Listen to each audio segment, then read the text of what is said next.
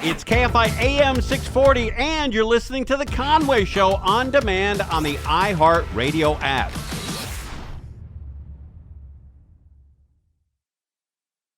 Mark Thompson is back in the United States of America. It's great to be back. I love what you've done with the country. It's terrific. Yeah. Where you were in Colombia for a while. Colombia, yeah. Wow. Very exotic, very exciting, and great to be back in USA. I've never been there. Do you feel safe as an American walking around? Yeah. I mean, yes. I was in two different places. One called Barranquilla, which is this sort of resorty kind of town, I guess, and then Cartagena, which is a little more of a big city, and there you need to be kind of smart about, like you would with any big city, about where you go and like who you interact with type thing. Of course, I'm with Courtney, who's read every awful thing or heard every awful thing on TikTok, so she's saying, don't let anybody touch you. I hear that they have fentanyl on their hands and they touch you. Right? I said, that's not true, honey. Come on. Wow. Yeah, so it was very nice. It really was great, actually. And where did you stay? You stayed at a resort? One of a buddy was getting married? My friend's son was getting married, Tim. It was wonderful to welcome two fresh-faced kids with their futures ahead of them into that matrimonial world, and it was at his hotel. He owns a hotel. And so that was wow. I got comped. Is that right? Woo! Yeah, pretty exciting. What a place. And that was a resort-style hotel, like from the 20s or 30s. When I think of Colombia, I think of Cartagena, the capital, and the go-go 80s where everybody was dumping coke in this country. Yeah. And I'm thinking, you walk into the airport in Colombia, and this is what you hear.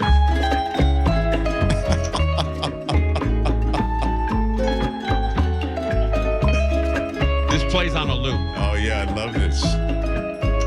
This is my favorite songs ever. This is great. The opening to Narcos on Netflix. Here we go. Sing along if you know it. Come on, Martin. Here we go. Soy un fuego que arde tu piel. Soy el agua que mata tu sed. What a song. El castillo, la torre, yo soy. La espada que guarda. Oh, yes. What a show that is, that Narcos. That's a cool deal. That's a cool deal. I've only seen a couple of episodes, but yeah. You haven't seen the whole thing? No. Man. You got me intrigued now. It is one of the great shows of all time. Looking forward to it. Crozier, is that a show you looked at? Absolutely, every season of it. Yeah, that was a cool deal. What is it? He's a drug lord. Is that the main character or what? Yeah, it was about the biggest Medellin cartel. Yep, exactly, yeah. and the DEA and how they started moving cocaine early on. Oh wow! And it's a great series. I loved Sicario, which I saw Sicario, and then the sequel to Sicario, which was about Mexican drug lords, I think. Oh yeah, there was at the end of this, it goes into the Mexican drug trade, but. Beginning it was Colombia. All right, we had a ton of rain. We had some records set. Mark, I know you're an ex-weatherman, but I think once a weatherman, always a weatherman. Still have an ongoing interest, but I don't watch the record books the way I used to. Yeah, well, okay, I get it. I'm watching for you. Yes, thank you. That's why I'm here. They had a record amount. They've never had 3 days of rain in Santa Barbara like they did these past 3 days. They broke a record. I think it was a 58-year record. Where there was almost 8 inches of rain in Santa Barbara. Wow. That's a big deal. Yeah, that's a lot. For an area that gets, we get nothing. Well, particularly with the history of Santa Barbara with flooding and mudslides and all the things that have been sort of attendant to that. Yeah. Yes.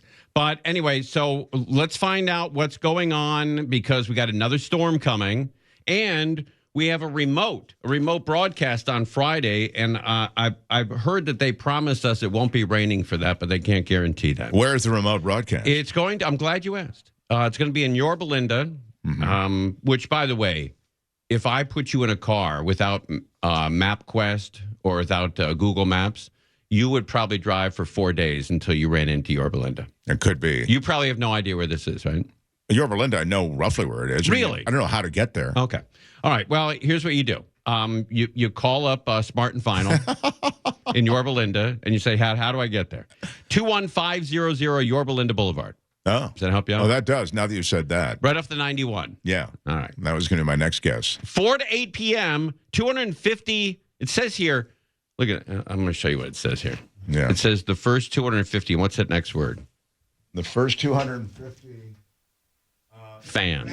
So are there fans of yours that are going to be there? There aren't 250. Well, that's not true, and you're typically self-effacing, but I know you've sold out your cruise. Dude. That was more than 250. Oh, okay, that was 150. Yeah, so you well, they're all on the cruise, so we're down to 100. All right. So it's going to be 4 to 8 p.m. this Friday, and we're going to have giveaways. Yeah. You can buy and donate food there. You can also donate money to Caterina's Club. Oh, that's great. You can go to any Smart and Final right now and donate any amount at the checkout, even in Arizona or Nevada. Donate $5, and you can go to Wendy's as well. Wow. If you go to Wendy's restaurant in Southern California, go to any Wendy's and donate $5 or more to Caterina's Club, you're going to get a coupon book, and 95% of your donation goes to Caterina's Club. 95%. That's a lot. That's terrific. Yeah. That's a huge amount of money. You can also drop off pasta and sauce donations at, let's see here, through December 1st. My friends at Number One Collision Center in Costa Mesa. Oh, I've been down to that place. That's an awesome place. Go to Number One Collision Center. Oh yeah, you went on a little jag with them for like 3 days. That's all you could talk about was those guys. They were the best. Yeah. 2750 Bristol Street. They're taking pasta and sauce and donations, and find all the pasta and sauce locations at our website. Just go to KFIAM640.com/pastathon, and we'll be there Friday. I also have about 60 items that I'm cleaning out part of our garage, and there's 60 items that I no longer want or have any use for, and it's like trophies or people gave me plaques over the years, and I put them all in a box, and my wife said, "What are you going to do with that?" I said, "I'm going to auction them off." Sure. At the Pastathon with no minimums. Yeah. If somebody offers a penny and nobody else outbids them, they get it and they go home with it. I told you I used to drive around town with the plaque that was presented to Joe Montana. And I don't know. Why do you have it? Because it was given to my news director at Fox 11, Jose Rios. And he said to me in the middle of a meeting one time, he said, "Hey, I've got this plaque from," it was the cops gave it to Joe Montana. I guess he never showed up, or he didn't make it, or didn't want it, or gave it to me. You want it? And I thought, all right, I'll keep it. Did he get you a ticket? Keep it in the car. I never used it, but I always liked the fact that I had it. So you're right about your plaques being worth something to people. Well, I said to my wife, said, "Why are you going to give away this big trophy for winning like third place at the Huntington Beach Parade for best float, which we had nothing to do with. Right. We just showed up and got on it. The float people did it." And she said, "But you don't want this?" And I said, "Okay." I said, "Let's walk around the house and you show me where you want me to put a trophy with my name on it dedicated to me for best float. Where in the house do you think this would work?" Yeah. Let's start with the kitchen. Nothing? Okay. How about the living room? Right next to a picture of my grandfather and my grandmother and your dad and your mom. Next to my dad's Emmy? Yeah. How about a trophy right there? Third place? Not even first or second. Third place in a float contest in the Huntington Beach Parade. That's wonderful. Then we went to the bedroom. You want it here on my side or your side? Where do you think where it goes? And she goes, "Yeah, you're right. Maybe we should just give That's really funny. But you can't just give that to like a secondhand store because they would just throw it away. Isn't that a perfect bathroom accoutrement? I don't know. I don't even think it fits in the bathroom. There's nowhere to put it in the bathroom. I just literally hang one shelf and just its own thing. A little spotlight on it. Yeah, exactly. As you say, they hang a light on it. Every single person that goes to use that bathroom is going to get a giggle. That's very funny. I have a statue in the bathroom in our not guest bathroom. It's a toilet. But it's a guy taking a leak on a fire hydrant. No, that's a nice touch. I don't know where I got it, but we got it. Right beside that. That's right. Yeah, but there's no room. That thing's huge. It's the size of a fire hydrant. Put the trophy right over the top of the fire hydrant. I was thinking about using it as a doorstop, but then I have all like professional, doorstops. Wow, you talk about me and fireplaces. You have professional door stops. I installed them, Crows. Yeah, that was a big weekend from Home Depot. I installed them. Yeah. The ones where you click, like in school, where you click them down. Oh yeah, you need your foot to unclick them. Yeah, that's right. Yeah. I thought you were talking about like some handmade weighted thing that you put in front of the door to stop it. No, these are $20 for $19, and you have to install them yourself. And you don't install them properly, and it hangs instead of hitting the floor. Nah. It just hangs an inch off the floor. The best doorstop I ever saw was on a Thanksgiving at Umberto Gattica's house. Do you know who Umberto Gattica is? I he don't. is Is he Narcos? Well, you would know him Oh. because he was the engineer, one of the engineer producers of We Are the World. Oh, is that right? Okay. So he's won a bunch of Grammys. And where are the Grammys, Tim? Doorstops. They are holding doors open at his Wow. house. It's so crazy. It's sick. It's what you hear, having won so many that he uses them at doorstops. Yeah, unbelievable. All right. I guess that means we got to take a break. Yeah, thank you. Okay. Yeah. All right. The 14 Yeah, they clicks. jump on they super click you in the ear while I'm trying to tell a story. I'm trying to tell a Thanksgiving story, a warm tale, and you're clicking me in my ear. How dare you? How dare you? All right. We're live on KFI. It's Conway and Thompson. You're listening to Tim Conway Jr. on demand from KFI AM 640. It's Conway Show. Mark Thompson is in the house. Yes, sir. I was just telling Mark that my wife gets pissed at me for a very good reason, too. And I get pissed at myself for doing this, too. But I'd say 10 times in the last 3 years, maybe more, that I've been cooking something at night and I eat it, I go to bed, wash the dish, throw it in the dishwasher, whatever. And then my wife wakes up the next day and the gas stove is still on. The burner's still on. It's on low, extremely low, but it's still dangerous, on. though. Yeah, it's really dangerous. And I did it at my father-in-law's house. I was outside barbecuing right next to his house, boiling corn, and I forgot. Everybody went to bed, and the water all evaporated. Now the corn was on fire, and that could have burned the house down with 5 or 6 people inside. Yeah, that's horrible. But you'd think there would be a kill switch on it. Yeah, actually, that's actually a really good idea. Why isn't there? Yeah, after some time, there should be some kind of switch. My TV goes off after 2 hours if nobody's watching. Yeah, I think it's a good idea. I bet there is a kill switch out there where it's just on expensive crap. Stuff that we I see. That we are not buying. Last night, it was 3 a.m., and I'm awakened by my darling Courtney, who says that the switch, what do you call it, plug outlet in the kitchen is making a sound. Like clicking? A click sound, like, where when the thing, and you push it back in because it's pop, because of the fuse, that kind of sound. And right to GP, right to I said, right to the internet to see what the problem is. Well, I first said it's fine. Go back to sleep. It's supposed to do that. It's supposed to make that sense. No, it's making it over and over and over again. And I said, honey, go back to sleep. It's 3 a.m. We're jet lagged from Colombia. I don't. Wait, did you get home yesterday? We got home over the weekend. Okay, but you're jet lagged. Yeah, sure, yeah. So we got home like Saturday.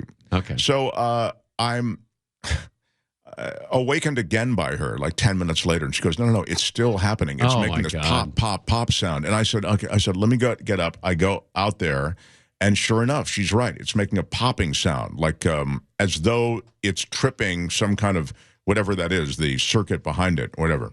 I know nothing. I thought of you, Conway, because you know all of this stuff. I don't know anything about that. And so I said, look, you know what? It's fine. It's supposed to do that. I don't know why it's making that sound. And she goes to the internet. And the internet says, if it's making that sound, you need to take power off of that. You need to turn the power off that's feeding that outlet. So I go out to the panel. Do you know where the panel is? I barely know where the panel is. This is, again, where I thought of you. And Crozier. Both of you could do this without thinking about it. And I'm now trying to decipher at 3:30 in the morning exactly, through the writing, what is the appropriate breaker to turn off. So I turn off a bunch of them. And I get back into bed. And I said, okay, it's done. You're fine. We'll deal with this in the morning. And then and I can't really get to sleep at this point, because now I've been up.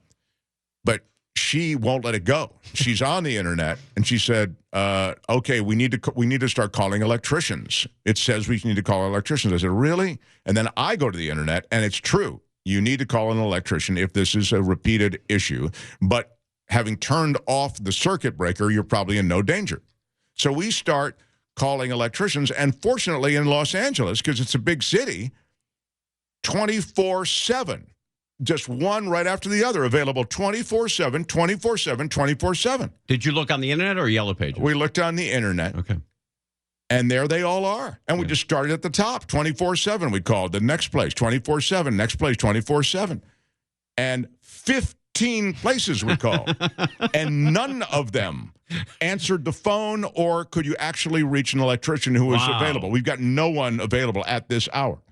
Well, this hour is within the 24 hours that you say you're there. It's not 24. It's 24 straight hours. Exactly. But and you know, people should be up because they could charge you double, triple, quadruple overtime. I would have, yeah, exactly. So, but none of them were up. And so we end up finally reaching someone, but it wasn't until morning. Daybreak, USA Repairs. Steve at USA Repairs. And thank God for Steve. He comes out and he said, wow, your whole panel is fried. He said, there's like been a fire in. And then I look and I smell, and you can smell all the smoke and stuff. There's been a fire in there. And he said, and your sub panel is fried also, which is supposed to, what is that, Tim? That's supposed to catch if the main panel gets overrun? Buddy, I don't know who you think you're talking to. He said because of a power surge, clearly, this is what happened. So sure enough. Oh, so you had a power surge in the area, so the other homes were affected too. Right, exactly. The other homes were affected. And you don't have a power surge protector, apparently, or it wasn't sufficient or whatever. That's what he was saying. So we had to replace the entire thing. The temperature in the home now is like 59 degrees. Yeah, it's freezing last We're night. freezing. We haven't slept. Thanks to Steve from USA Repairs, he came out, he cleared his schedule, he replaced it, had another panel right there in the car that we could, in his truck, and so he did all the work. All right, don't give me the price yet. Let's save that for the next break. I'm not going to tell you how much it cost. It was expensive. Oh, you're not going to say how much it was? I don't think so. I think he gave me, I think he was fair. Okay. But I also don't want to go, oh, my God. I don't want to hear that. Oh, man, he saw you coming. I don't need that. I don't know what the price was. I don't need that.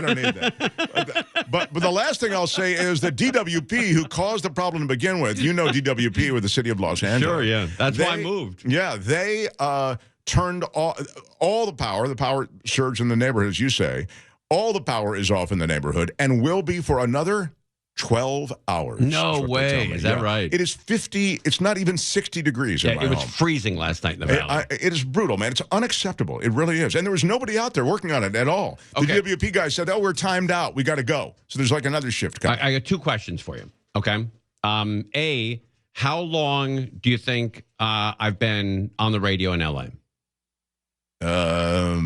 30 years. Almost 30 years. You're right. Yeah. Okay. How many years have I been telling people not to move into the city of L.A. because of the services?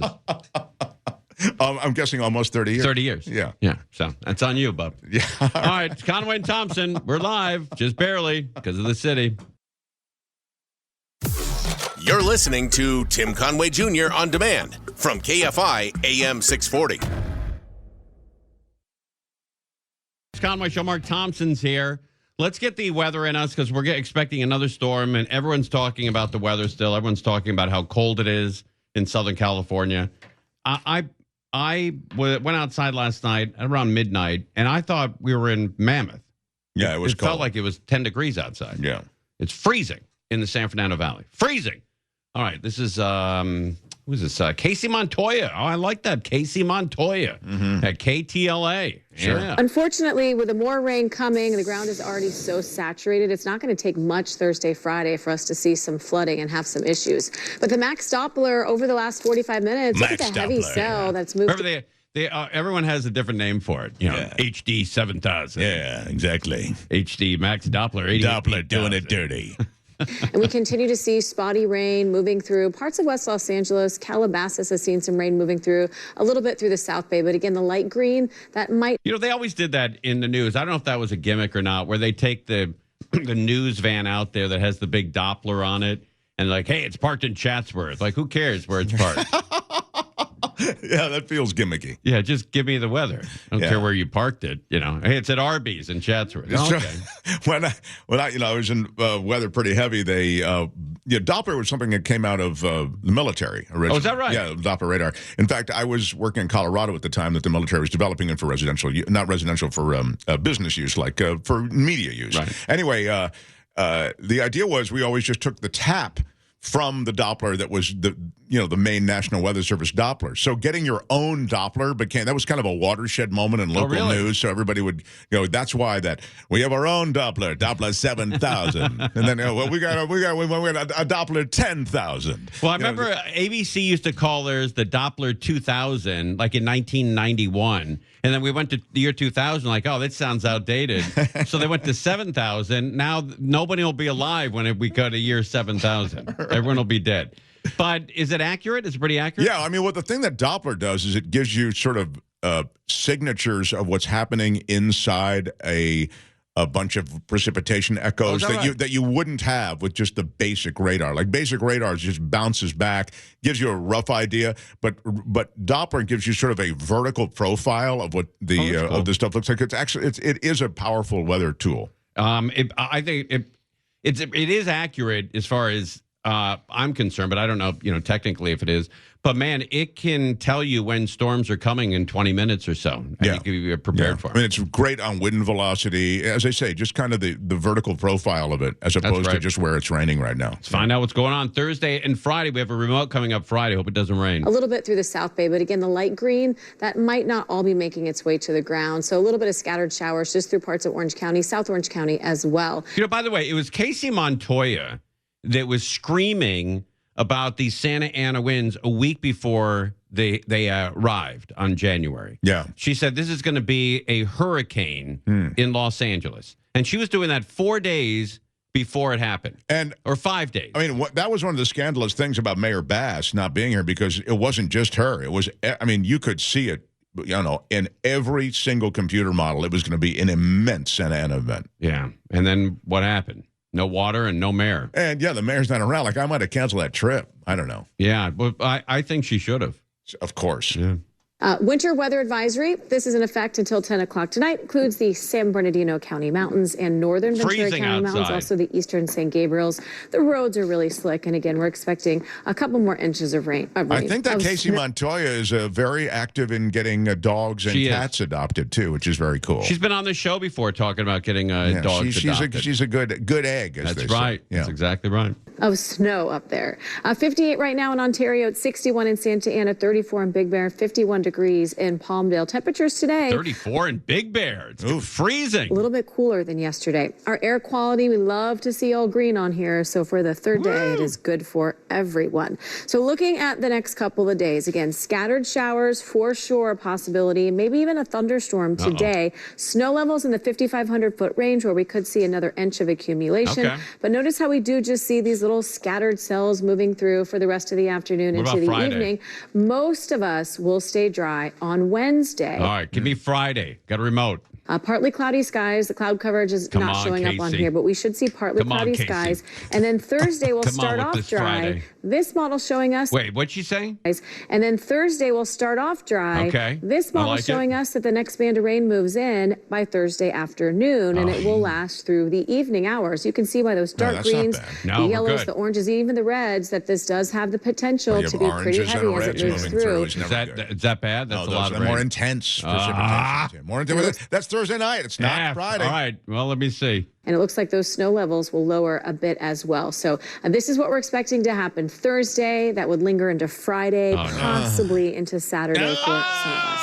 Oh, Montoya. I got hosed by this weather report. Yeah, 80% on Thursday, but only a 30 to 40%. Yeah, lingering showers. So like half the chance. It's like, think of the way kind of Sunday was supposed to be. It was like 30-40 chance, and it rained. It poured all day. Yeah, that's right. All right, so you're fording all over you. We're going to be out there anyway, even if it's raining. Sure. We're inside, right? Yeah, I'll be inside. I don't know where you guys will be. Crozier, let's go out to Michael Crozier in the parking lot. No! How are things out there, Crozier? No! It's kind of raining hard now, Tim. Maybe it'd be a good time for me to come in. No. Now we really need your eyes. Guys, I'm in my car. We're still taking donations out there, Crozier. You got to sit out there, bub. Anyway, it's 4 to 8 p.m. We'll be there live at Smart and Final in Yorba Linda, 21500 Yorba Linda Boulevard. Right off the 91, the first 250 people that show up and get gift bags from Smart and Final. 250 people. 250 people in the rain are coming out to this thing. Please. I'm going to take the zero. Where's the pen? taking the 0 off this. First 25 fans. Oh, that's too bad. It was looking good for a while. Prove them wrong, everybody. I think we'll get a lot of people out there. I think a lot of people. It's going to be our last remote there in Orange County for like a week. I was going to say, aren't we doing the White House? Kicks off our pastathon. Yeah, but I may not go to the White House, so it may be last time to see me before the You'll holidays. be at the White House. I probably will be. All right. It's Friday. All right. Friday. You'll be out there. Or you won't. Who cares? An all-new remote Friday. That's right. No, come on out. Please don't let me down. Don't do this to me. He's got a lot of self-esteem. Don't F me over on Friday. Don't let Tim down. Don't. Seriously. He's teetering, man. He's teetering. By the way, if you do let me down, I will go after Yorba Linda for 3 hours a night for a year. Wow. He will. I will find all the bodies where all the bodies are buried. He carries a grudge. And I will destroy Yorba Linda for an entire year. Like Godzilla. That's right. So don't do that to yourselves. You're listening to Tim Conway Jr. on demand from KFI AM 640. Conway Show. Mark Thompson is here in the house, as the kids say. All right. Let's talk about holiday travel. There are going to be a lot of people leaving Thursday or Friday of this week, and they're all going to Smart and Final in Yorba Linda first. And then they're going on vacation. That's where Tim has a remote on Friday. That's right. So we booked it for the Friday before Thanksgiving week, and knowing that everyone's going to go to Yorba Linda first and then go vacation. Ah, that's clever. Yeah, but holiday travel is going to be huge this year. I don't know how people have the money. Everyone says prices are too high. Everyone's broke. Everyone is complaining. Yet they're looking at a record holiday season, Mark. Oh, I didn't know. I didn't know that. And you don't believe me? You don't believe me, right? Yeah, exactly. Okay, listen to this. Then listen to this. Okay. We're only seeing a handful of cancellations this morning. Compare that to last week when we were talking about 1,000 or more. So airports are getting back to normal just in the nick of time, really. The airlines expect to start getting really busy as soon as Thursday. No crowd or concern for disruptions will be stopping Elise Summers from flying to her family this Thanksgiving. My first grandson was just born, and I can't wait to see him. Wow. AAA expects $82 that's a big million. deal. I think that's a big deal for that lady. You know, she's somebody, and that grandkid. Yeah. When you become a grandparent, I think that's a big deal. I agree. My first grandson was just born, and I can't wait to see him. That's a very special Thanksgiving, yes. It's like having your first kid born. Sure. You know? I mean, that's your kid's kid. Sure. It's beautiful. AAA expects $82 million to travel at least 50 miles during the holiday week. That would be a new record, even as some may opt to switch their travel from flying to driving because of lingering uncertainty from the shutdown travel troubles. Thanksgiving is the Super Bowl of all of the holidays. It is the single busiest holiday when it comes to travel, and they're going to make it happen one way or the other. Okay, it's the Super Bowl of traveling, and it's almost all based on guilt, right? You feel guilty that you're not going to see mom or dad or grandma or grandpa, and they feel guilty they're not coming out here. And you don't want grandma and grandpa to be alone on Thanksgiving. So you'll go to New York and deal with the traffic and the snow and the prices just to sit down and with your mom or dad at that dinner. It's all guilt. Yeah, there's definitely a lot of it is. There's definitely a guilt element if you don't go, or there's a sense of obligation. You're right. But when you go, when you have to travel for Thanksgiving, let's say you're going to see, back, let's say 10 years ago, and you were going to go travel for Thanksgiving to see your mom and dad. Don't you regret that trip even 3 weeks before it begins? You dread it. Yes. Yes, but you don't regret it. Okay, you dread it. That's a better term. Yeah. You dread the hassle. Being on an airplane that's full. Of course. There's no other. I mean, the airport's full. The parking lots are full. It's cold as hell, probably in December. Yes. Or in late November, early December. Check. And then if you don't stay with your mom and dad, they get sort of offended by that. But you don't want to stay there and then have to use the refrigerator, and you don't know. it's a lot. Exactly. It's a lot. I think that's a fair appraisal and summary. But when you go to, let me ask you something. When you used to go to see mom and dad, do you knock on the door to go in the house? No, or do you have a key? I just go in, but I didn't have a key, so I usually the door was open, but sometime I had to knock. Yeah, but it's funny though what you're describing about the sort of. I remember the family dynamic. There are 4 kids, and you'd go, and my brother was the one who kind of pointed this out. Like, it's just I don't want, I don't like so and so, and I don't like so and so, and so and so, and the other so and so don't get along, and it's all just. And I think he's right about all those so and so's and the tension. But I really feel this, and I used to text him about it. A moment happens. And you're thinking, oh, my God, I'm so glad I'm here for this moment. Like, that's right. That's right. It's a little like bringing up kids. You see them screaming. You see them in pain. You have to get in the middle of the night. But there are these magical, transcendent moments. You go, oh, my God, I wouldn't trade having a child for anything. You're 100% right. Like when you have kids, it's worth it because every 7 years they do something cute. It's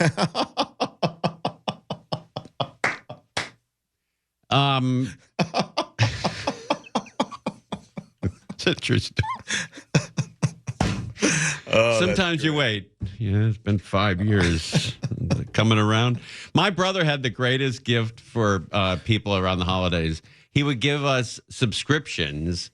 He'd buy those. Where they presented at Publishers Clearance House. Oh, sure. So he'd buy me a subscription, I should say, to Sports Illustrated. He'd buy my dad a subscription to the Racing Forum. He'd buy my sister a subscription to Travel Magazine, and my other brother a Golf Digest subscription, and it was just the one. The other ones never showed up. He says, "Here's the Sports Illustrated. Oh, what is this? A year subscription? That's a wrap." Wow. They never showed up. Well, it's the thought, Tim. It's the thought. Yeah. And then one year, my brother gave everybody frozen TV dinners for Christmas. And it wasn't a joke. No, it was not. Wow. He bought them at 7-Eleven, and he wrapped them. He brought them over. He put them in the freezer and gave, hey, here you go. Come on. He's kidding around. I'm not, it was very sweet of him to do. But something happened that year. Okay. Something went wrong. But he was sending you a message. But the subscription was great because everybody in the house knew this was a one-off. Right. It's just the magazine you have in your hand for $2.95. That's he may need some counseling on the gift giving. That's right. That's all. Seems like a nice kid, though. He's a very beautiful kid. He will give you his last dime. One of the biggest hearts in the world. And I'm not talking a physical ailment. I'm just talking how kind he is. Conway Show on demand on the iHeartRadio app. Now, you can always hear us live on KFI AM 640, 4 to 7 p.m. Monday through Friday, and anytime on demand on the iHeartRadio app.